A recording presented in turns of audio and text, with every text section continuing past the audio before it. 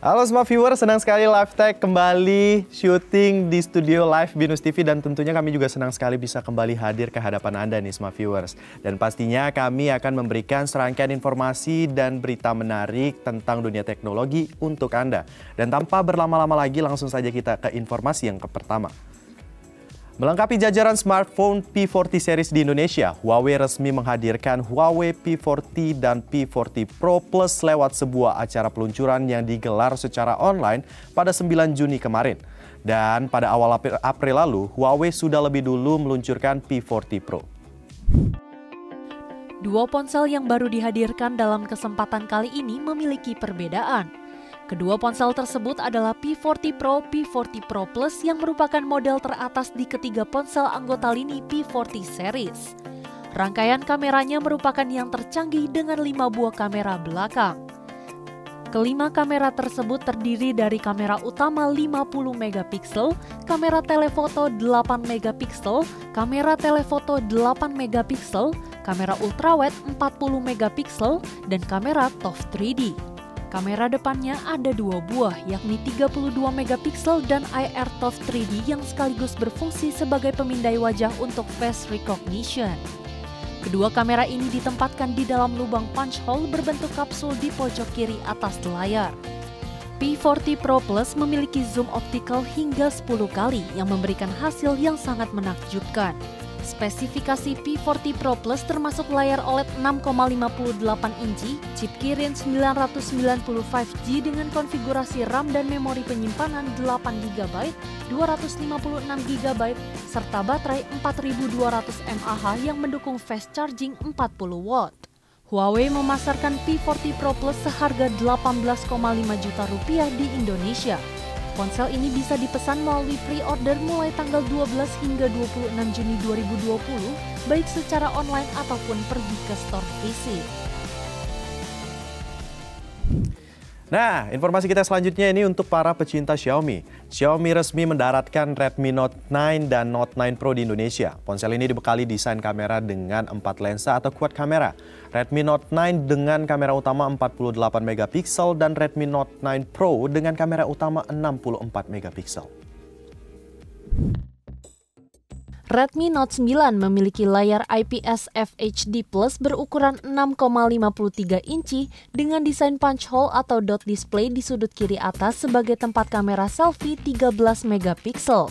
Kamera selfie dibekali dengan AI Beautify, panorama selfie, palm shutter, portrait selfies, hingga face unlock. Ponsel dibekali dengan kamera utama Samsung GM1 48 megapiksel, ultrawide 8 megapiksel, lensa makro 2 megapiksel, dan kamera bokeh 2 megapiksel.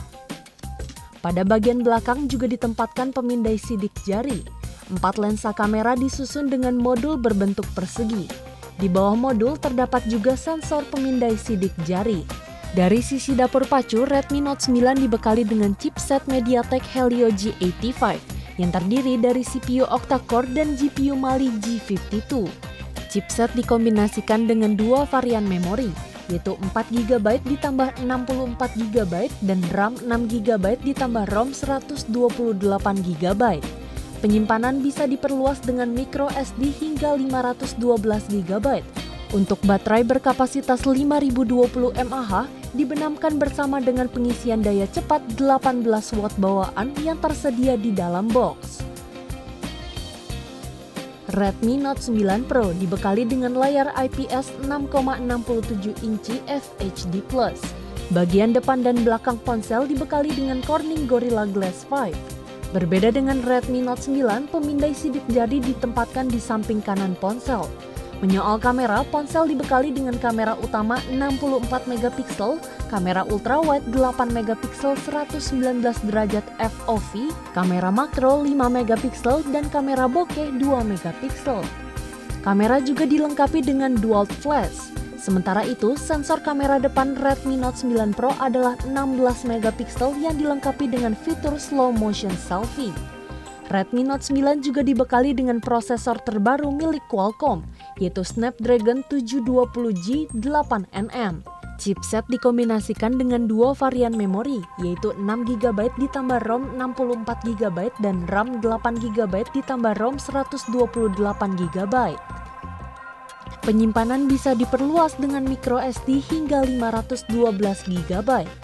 Kapasitas baterai Redmi Note 9 Pro sama dengan Redmi Note 9. Keduanya sama-sama dibekali kapasitas sebesar 5020 mAh. Khusus Redmi Note 9 Pro didukung pengisian cepat 30 watt bawaan. Khusus di Indonesia, Xiaomi memberikan fitur NFC pada Redmi Note 9 Pro. Sony Corp berencana menggelar acara peluncuran PlayStation 5 secara online setelah sebelumnya gagal diselenggarakan. Acara peluncuran PS5 sedianya dilangsungkan pada tanggal 11 Juni 2020 pada pukul 1 PM atau PDT atau tanggal 12 April 2020, pukul 3 waktu Indonesia bagian Barat. Dalam keterangan resminya, Sony mengangkat tema The Future of Gaming.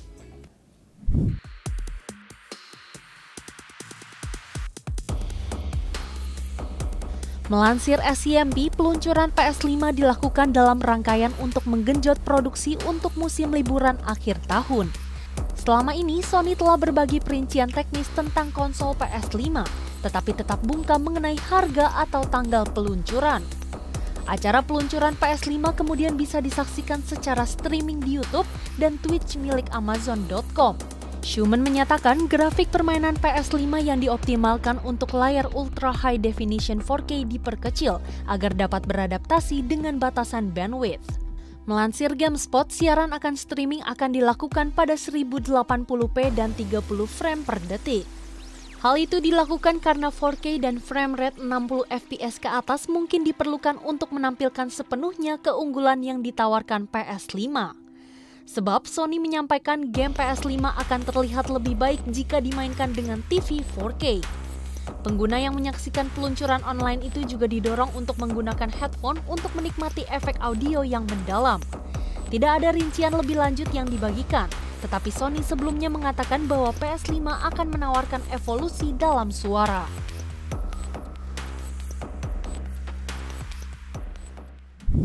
Smart Viewers, usai jeda berikut tentunya saya akan kedatangan narasumber dan akan berbincang-bincang dengan narasumber tersebut membicarakan tentang dunia internet. Penasaran seperti apa? Jadi tetaplah bersama kami di Live Tech.